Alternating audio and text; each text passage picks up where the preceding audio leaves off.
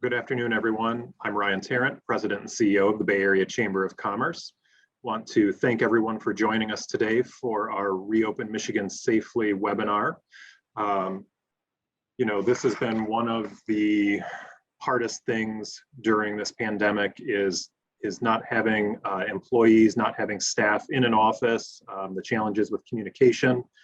Wanted to be able to take this opportunity to get everyone together and be able to talk with the Michigan Chamber of Commerce about a coalition that they put together that both Saginaw County Chamber of Commerce and the Bay Area Chamber of Commerce are members of, Reopen Michigan Safely, which is working diligently advocating for office staff to be able to return to work.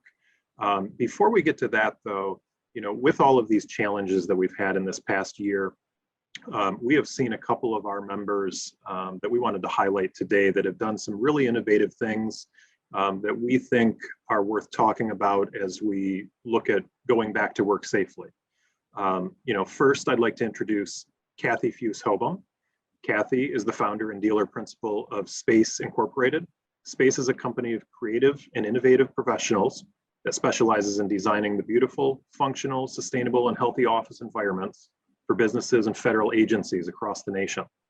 Space has been named a 2020 Hayworth Best in Class Dealership, the Midland Area Chamber of Commerce Small Business of the Year, a Michigan SO Company to Watch, the SBDC Region 5 Top Company, and for the past 4 years, one of the best and brightest companies to work for in the nation.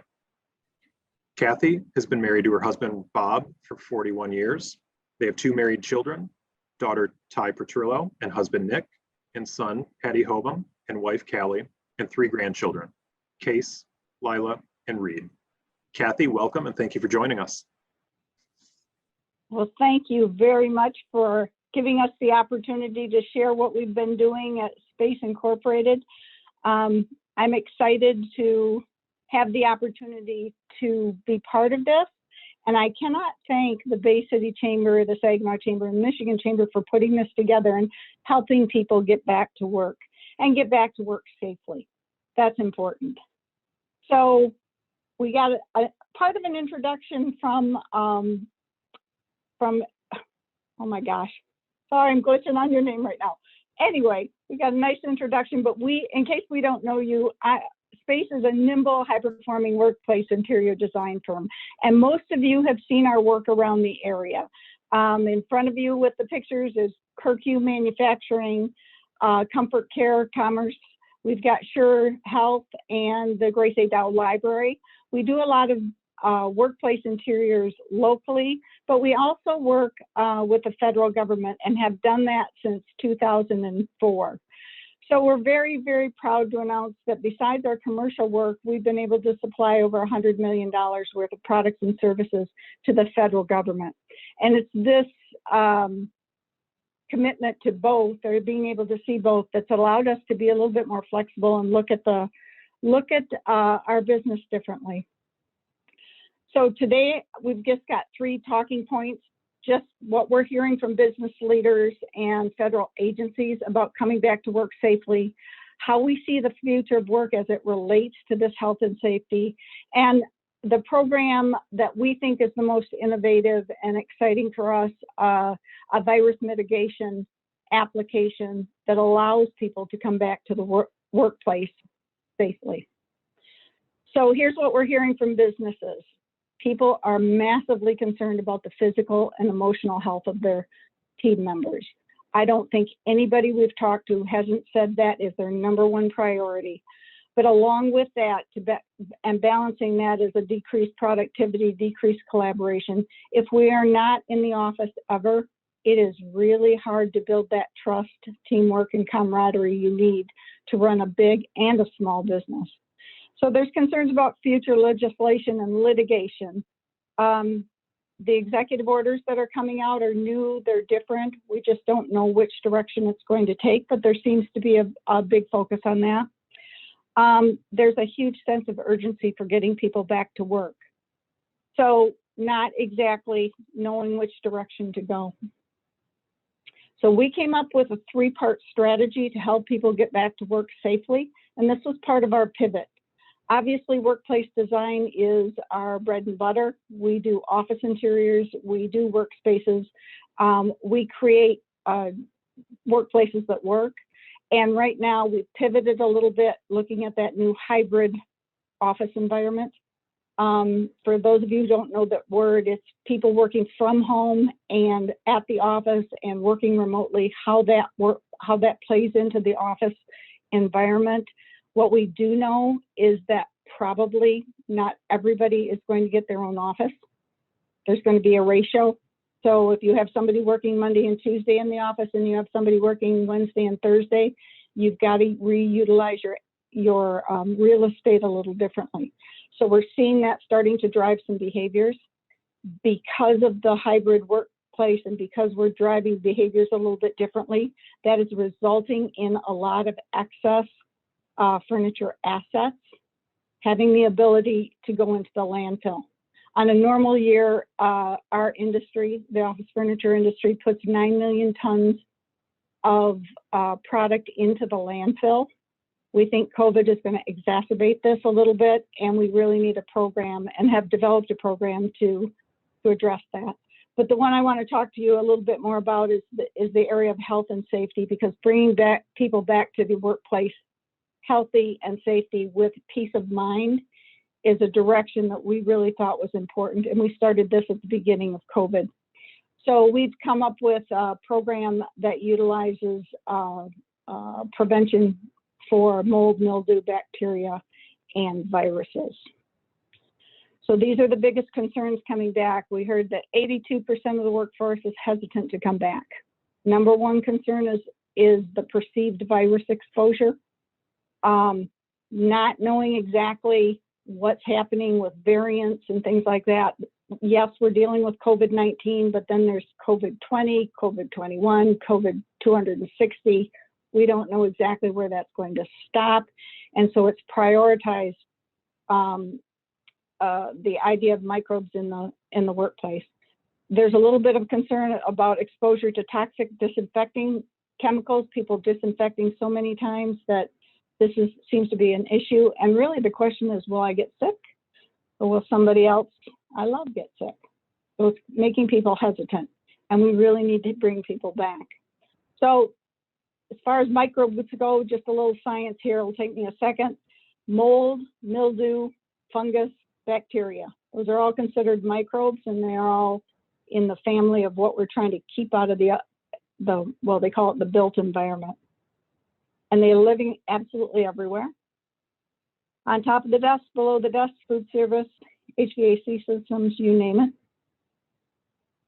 So what we did, our cool, new, exciting program that has just, by the way, been put on GSA, been approved at GSA for all federal buildings and all federal agencies. It stops the transfer of bacteria, mold, mildew, fungus, viruses on surfaces within the built environment. So whether that's horizontal, whether it's carpet, whether it's your bathrooms, wherever it is within the built environment, it will protect and prevent anything from growing on it. So it's a two-part process. It's a hospital-grade disinfect 15 minutes later by a technology that was developed in Dow Corning about 30 years ago. It's a silicone molecule, and it has mechanical abilities to pierce the cell walls of microbes, and it's been very, very, very effective for the past 30 years.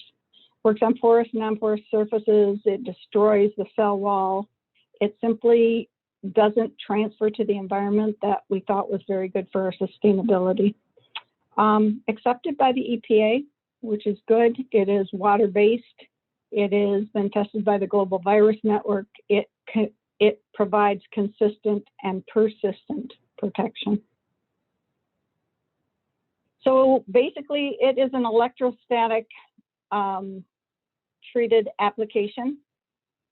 We fog it into areas, and we do so usually nights and weekends, but we can do it during normal working hours. Our application specialists come in, They first fog the entire area with our hospital grade disinfectant, and then they turn around and about 15 minutes later, they fog in our space facility armor product, and it changes the surface, molecularly changes the surfaces of anything it touches.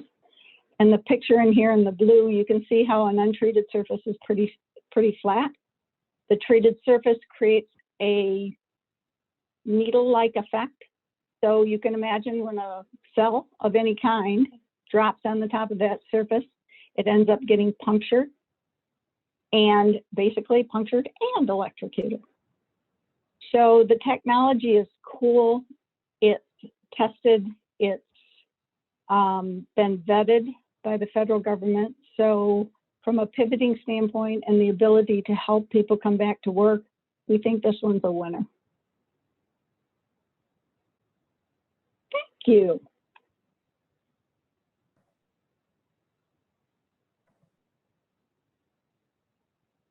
Great, thank you, Kathie. You are welcome. Now, would like to jump over to our next presenter. You know, a year ago, if someone had mentioned contact tracing to me, I think I probably would have looked at them like they were nuts because I wouldn't have known what they were talking about.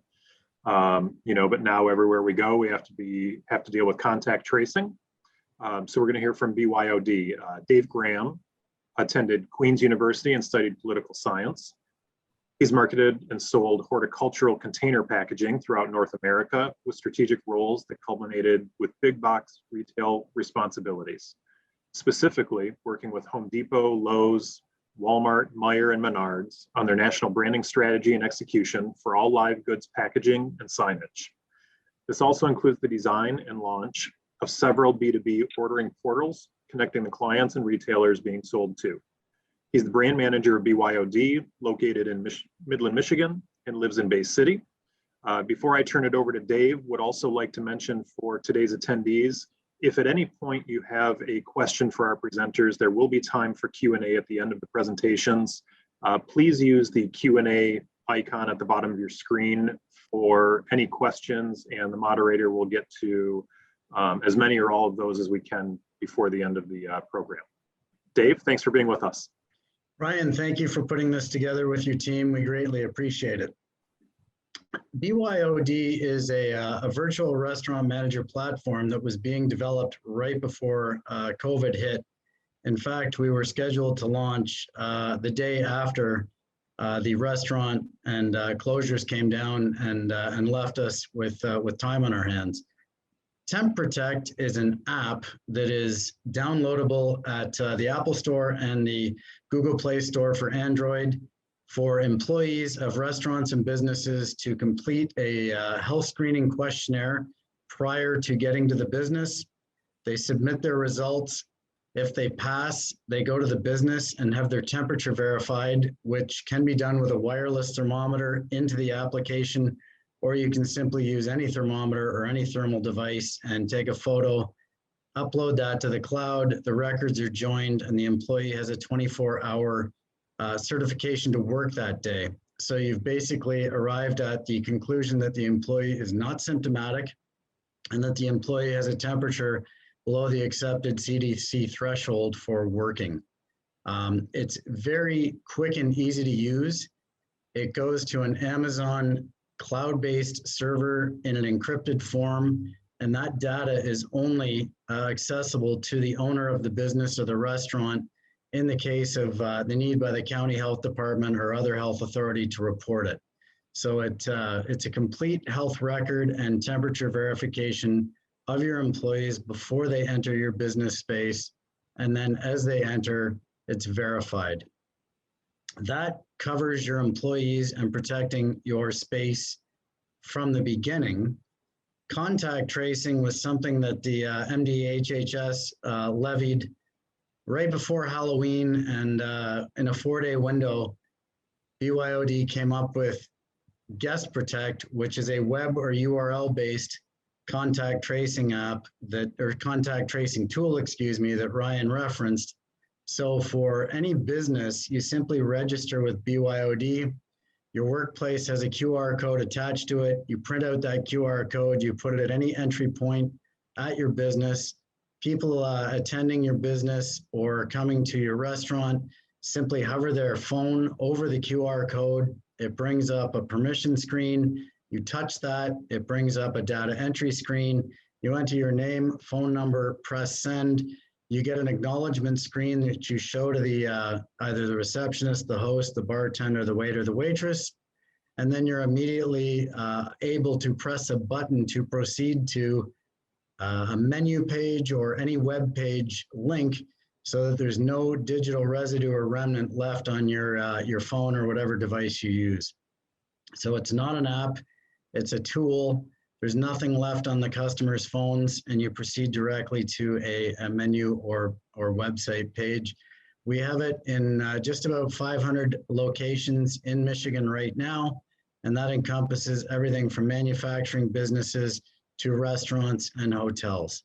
So in the interest of time, I will in the chat put both websites, www.temprotect.ai, www.guestprotect.ai, and our contact email sales@byod.ai for anyone to follow up with us and actually see testimonial videos and tutorial videos. And we thank you all for the opportunity.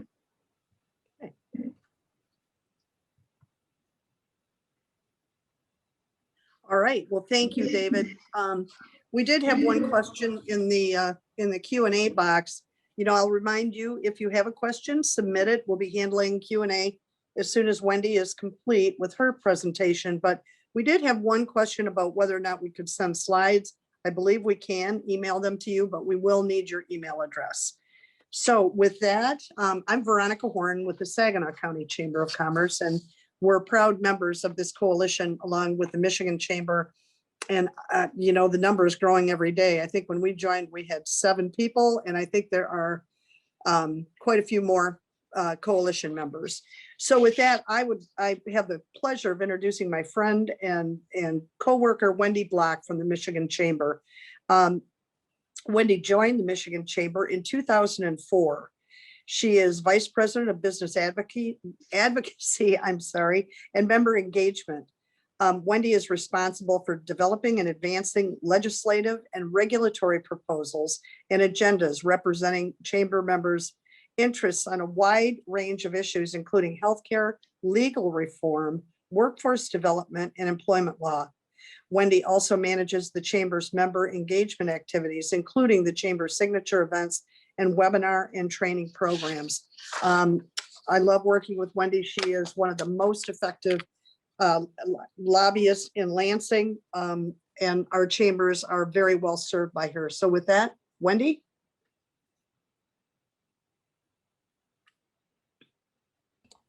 I'm on mute. Okay, I'm off mute. Sorry. Thanks, Veronica, for that nice introduction. I'm pulling up some slides here for you all to see. Okay, I think we should be good. So thank you to the Bay Area Chamber as well as the Saginaw County Chamber for the invitation to join you all today. We definitely appreciate the partnership and all of our friends in the Chamber Federation, but 2 of the best here to be teaming up with on this webinar today. And thank you for our attendees for tuning in. So I'm going to jump right into it with that introduction. So we're here today to talk about Reopening Michigan, and specifically the Reopen Michigan Safely Coalition that was launched on March 4. The coalition is today made up of 51 different organizations, including the Saginaw County Chamber and the Bay Area Chamber, as well as the Michigan Chamber and others, and really represents a diverse range of local and regional chambers from across our state to business and trade associations. So really diverse. I'll show you the list at the very end. You can take a look at it. But the purpose of this coalition is to call on the governor to ease Michigan's COVID restrictions because they're putting small businesses, jobs, and the economy at risk. So, we often get asked the question, why now? Like, why this coalition at this moment in time? Well, there's a few different reasons. One of them is that cases and deaths continue to come down and to decline. So you can see here, in late December, we hit our peak, and it has been trending downward since. There has been a slight uptick around the time that kids return to schools, but really the downward trend in COVID cases leads us to believe that it's time for businesses of all types and sizes and industries to be allowed to begin or to more fully reopen, and to do that with an eye on safety. So not just, throw all the safety precautions out the window, but to really do so with an eye on safety and employee and customer protection.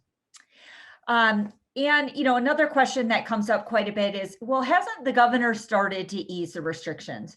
And the answer is yes. In many ways, the governor has started to ease the restrictions. Her most recent Michigan Department of Health and Human Services order that came out did increase restaurant capacity to 50% capacity or 100 people, whichever is less. That is up from 25%. The curfew went from 10 p.m. to 11 p.m. where these establishments have to close. In a retail and personal services setting, it's a 50% total occupancy. Indoor entertainment, same thing, only they can have up to 300 people. And then, of course, on gatherings, we're still quite limited and a bit of an outlier compared to other states. Non-residential gatherings are up to 25 people indoors. So that might be your event center, your weddings, other things where people are gathering indoors, or 300 outdoors. And then there are still restrictions on residential gatherings, although I'd say these are the things that are probably the hardest for state and or local officials to police, but they really don't want more than 15 people from 3 different households indoors or up to 50 people outdoors. And I just threw this slide in here. Hopefully you can see it pretty well, but the Michigan Restaurant and Lodging Association has been really tracking the effect that the restrictions have had on the industries that they represent, and that we, as well as the chambers on this call, represent in their local communities. And so it really kind of takes a look back at the year, and it's somewhat stark in terms of what has happened. So they have tracked over 3,000 restaurants permanently closed.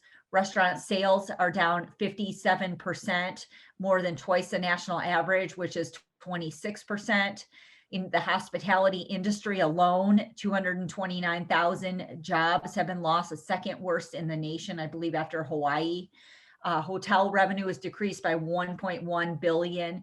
And we've had the longest statewide indoor dining shutdown in the nation at 159 days. And so this kind of gives you just a snapshot on, a handful of industries, but I do think it is telling just kind of how these restrictions have impacted job providers and the economy and employees, frankly, who work in these industries. Another compelling piece here, and a reason that we're speaking now, is a lesser talked about MIOSHA emergency order dealing with in-person work. So MIOSHA, when the governor's executive orders were first struck down by the Supreme Court, stepped in and issued an emergency order under the authority that they find in the MIOSHA statute. They can issue an emergency order for up to a 6-month period, and they can renew it one time. So the first order went into effect on October 14 and is still in effect today. And that MIOSHA order regulates in-person work, particularly office work. And that rule specifies an employer shall create a policy prohibiting in-person work for employees to the extent that their work activities can be completed remotely. So as I mentioned, this rule is set to expire on April 15. The last day that is in effect is April 14. But it can be extended for up to another 6-month period. So that's another reason why this coalition was formed, why we're speaking out now. We don't think it's appropriate to have this blanket prohibition on in-person work that vastly differs from the majority of other states in this regard. And just to kind of put a finer point on really what this means is MIOSHA tried to clarify what they were intending through an FAQ. Oops, I was trying to move something around and I clicked to the next slide. They have said that what they're intending here is that each employer needs to basically determine whether work can feasibly be completed remotely. So they're obligated to demonstrate the infeasibility of remote work. So employers have to go position by position or classification by classification and determine whether that person needs to report for in-person work and why they must physically be present in the workplace. And then they have to specify reasons that the work cannot be performed remotely.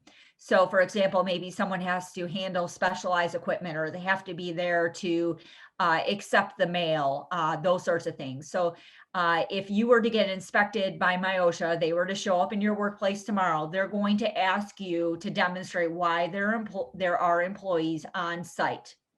And this can be part of the employer's mandated COVID-19 preparedness and response plan. It doesn't have to be a standalone document, it can, but that's another thing that's mandated in this rule, is this requirement that every employer has to have a preparedness and response plan, what you have to do about cleaning, what you have to do about social distancing, congregating in the workplace, those sorts of things. But this remote work requirement is embedded in those same rules. So the question we get is, well, when is this going to change? So you talk about this April 14, end to this rule, and you talk about how it can be extended for up to another 6 months. What are you hearing? When might this change? The bottom line is, we don't know. And quite frankly, we'll talk about what the governor has said since the launch of this coalition. And just the fact that this uncertainty is creating frustration within the employer community in many cases. Just this question or this issue of inflexibility on this rule, if you're really trying your best to comply. So after the coalition announced on March 4, the news media started asking the governor, well, what are you going to do come April 14 at midnight? And the governor said, well, we're probably going to extend this rule for another 6 months. But later that day, MIOSHA kind of spoke up to the news media, and they said, well, the rules aren't really a hard prohibition on in-person work. And it kind of tried to wiggle around and say, yeah, it uses the word prohibits, but that's not really what we're intending. And the news media said, but the FAQ kind of says otherwise, and say, well, there's some gray here. I think employers are looking for answers in the rule and the FAQ, and state government trying to tell employers through the news media that there's more flexibility here than it looks like. It was, I think, a frustrating point for a lot of people, myself included. And then we thought we were making some good progress with the coalition and the phone calls going into the governor's office and the news media, because on April 8, the governor was on WJR, and she said to Paul W. Smith that she'd like to start re-engaging office workers beginning in mid-April. So we thought, wow, great, like we're making progress here. They're hearing us. But as of yesterday, it seems that they've kind of gone back to extending them, or the idea of extending them. Sean Egan, who is the Michigan COVID Workplace Safety Director for MIOSHA, has said, we would anticipate extending them for possibly 6 months. That doesn't mean the restrictions have to stay that way. As this continues to change and move, we can update those rules over the summer. So I don't know if we're back to square one on some of this, and some of that we'll get into here about how this might change moving forward. So as I mentioned, ultimately, this is a governor decision. They are relying on authority in the MIOSHA statute to issue these rules. And the governor has the authority, along with MIOSHA, to decide whether or not these rules continue or they go. And so we're not unfairly targeting the governor with this. This really is an executive decision at this point. They have, since the announcement of the coalition, they've done two things. They've made two different announcements about how they're going to look at these things moving forward. First, a new return to office work group was established. Its first meeting is tomorrow, and they have been charged with providing the governor concise recommendations that will be used to inform not only MIOSHA, but MDHHS on their orders and rules and standards and best practices for employers to use in planning their own phased reopening. I think we're a little hopeful with this idea of your own phased reopening, that the micromanaging here could be coming to an end, but I guess we'll see. The makeup, though, of this work group is troubling to us. So they appointed 4 union representatives, 8 representatives of state and local governments, and 4 business representatives, but they all represent large businesses. No small businesses are involved. No business associations are involved. And it really kind of shows, if we're being honest, shows some bias towards government at the very least. And certainly if you combine the government and the union reps together, shows bias towards union and government representation. So just given the makeup, we're not feeling really positive about this. And I wish I could say something different. They have been pressed a little bit on why this makeup, and they've said, well, we might be able to add more people as we go along. They've also indicated that this group will meet and make recommendations to the governor on a rolling basis. So they're going to look at the rule kind of section by section, I guess, and kind of make recommendations on how it can be tweaked and changed as they go. So we'll see. I mean, again, they don't meet until tomorrow, so we won't really even have a good sense of like how this is going to go, probably until at least later this week. They have also, on a parallel track, created a what they're calling a General Industry and Construction Safety and Health Part 505 Coronavirus Disease 2019 Standard Advisory Committee, basically with the goal of promulgating permanent rules related to COVID safety in the workplace. And they were soliciting applications from individuals and groups to join this committee. I did apply on behalf of the Michigan Chamber and was appointed. I have one of 4 management votes on that committee. So they have some people from representing the management side, I'd say the business side, who are there as technical advisors, but not as voting members. And it's 4v4 essentially. So 4 union representatives, 4 management representatives. And I'd like to think that there's some consensus there between management and labor. But we found yesterday, we almost deadlocked immediately, even on just basic definitions and whether or not we should defer to the CDC on definitions of things like close contact. The concern here is that this committee is being asked to put together recommendations for permanent COVID rules that won't be promulgated, so won't take effect for another 6 to 12 months. And so we're being asked to decide now what the future of the workplace should look like as it relates to COVID, for the future. And we just don't know. I mean, with vaccines, will we even need permanent COVID rules in another 6 to 12 months? I don't think anyone really knows the answer to that question. I think we're seeing positive results coming out of the vaccine, and people being able to, who have both been vaccinated, being able to get together without a mask, without a whole lot of safety precautions. Certainly I think enhanced hand washing is hopefully going to be here to stay, and some of those sorts of things. But beyond that, it's hard to say what should be permanent in 6 to 12 months. So that work will continue. They're meeting. It's lovely. We're meeting from like 8:30 to 12, 2 days a week for the next, I think, 6 weeks. So, and just duking it out on what should be in these or not. So let me see. I'm having a hard time here. Okay, here we go.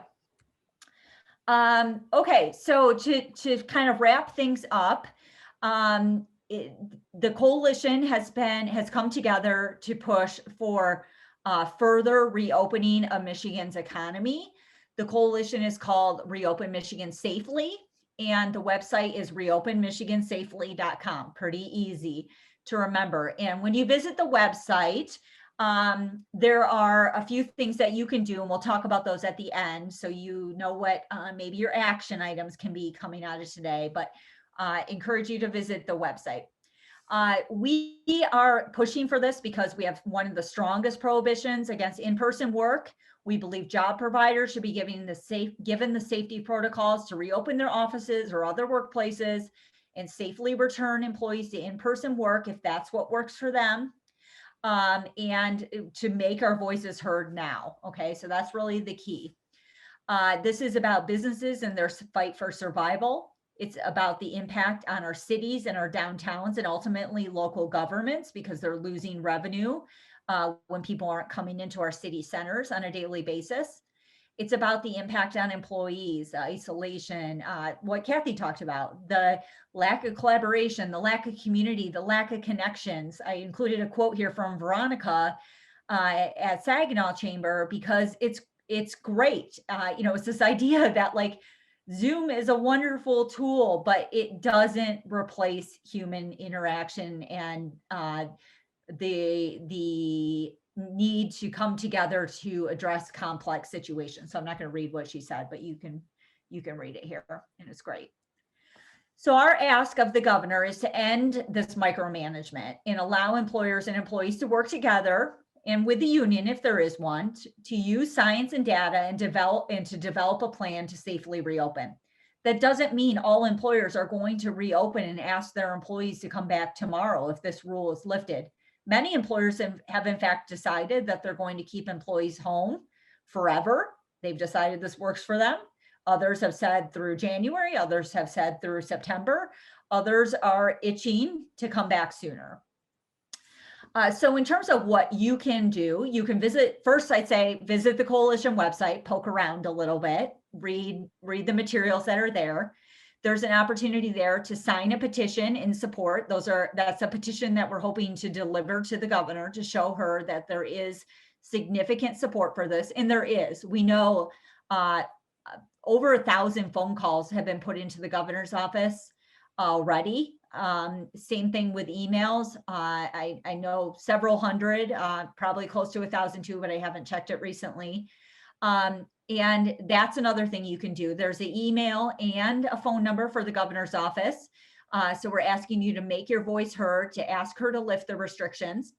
There's a box on the website where if you're a business owner and you'd like to tell your story about the COVID restrictions and how they've impacted you or your business or your employees, where you can tell your story. We're not going to use your story without calling you and asking whether we can attribute it to you. But those stories are very compelling to be able to use with the news media and otherwise. If you're a member of someone other than the Michigan Chamber, the Saginaw County Chamber, the Bay Area Chamber, or another organization listed on the list I'll show you in a second, ask them to join us. And we're at 51 members, I think, as of today, and growing every day. And then to finally follow us on Facebook. So I will send my slides when we're done. But this is the slide listing all of the organizations that have joined this effort as of today. And I am happy to answer any questions. Well, thank you, Wendy. And, thank you to all of our presenters today. We do have time for Q&A. And let me see, through the magic of technology, there was one actually for Kathie. How often would the application from SPACE have to be applied to stay effective? That's a great question. Thank you for asking it. The product that was developed in Dow Corning and the product that we use for facility armor is basically as permanent as the substrate it's on. So if you do not disturb the substrate by breaking it or covering it with, let's say, wax or something like that, that application will basically live into perpetuity. However, we've got documentation and studies that indicate that we would, that's been used in healthcare. Actually, this product was used mostly in healthcare before, for up to 30 months. So we're kind of using that over 2 years, 30-month amount of time that we are recommending that the application is. We have efficacy standards for that. Okay, thank you. Are there any other questions from our listeners? Well, seeing none, I want to thank all of our presenters. As you can see, in our region, we have experts that know how to treat offices, how to do contact tracing. Business owners, we have the resources available to make our settings, healthy and secure, keeping our employees safe. And one of the things that I want to point out, there was a survey done where such and such a percent of office workers were hesitant to go back. And I contacted the editor and said, they are. But what we're advocating for is this decision needs to be made between the business owner and the employees. As Wendy pointed out, some of these businesses they're going to continue to work remotely because of the way they're set up. But for example, the space that we have 2 organizations on our floor, we all have separate offices. We are socially distanced. We are safe. We invested a lot of money into making the office safe for our employees and the people that come and visit us. That is a decision best made by the private sector using guidelines. Government will come up with a one-size-fits-all and treats everyone the same, and we are certainly not the same. So it's one of the main reasons that we joined the coalition. We'll continue our advocacy with the governor's office. As Wendy also pointed out, we feel that small business in different regions of the state need to be included in these work groups. But my personal opinion is work groups only serve to slow things down. We've been working on this for a year now. And so it seems that whenever another industry or industry sector approaches and says, hey, can we get back to work? We form another work group. So we need to be more responsive to the people of Michigan and a whole lot more transparent. That's our great disappointment, but we will continue to bring your concerns to the forefront. That's what your chambers of commerce are for. And so with the Michigan Chamber, certainly with the Bay Area Chamber and the Saginaw County Chamber, we will continue to fight for you and your business. So with that, again, I want to thank everybody, Dave, Kathie, Ryan, Wendy. Thank you all for joining us today. Our Policy Pulse on the Road, we plan on having more of these to bring your concerns out into the public. So thank you all for joining us today. Thank you. Okay. Thank you, Veronica. Have a great afternoon, everyone.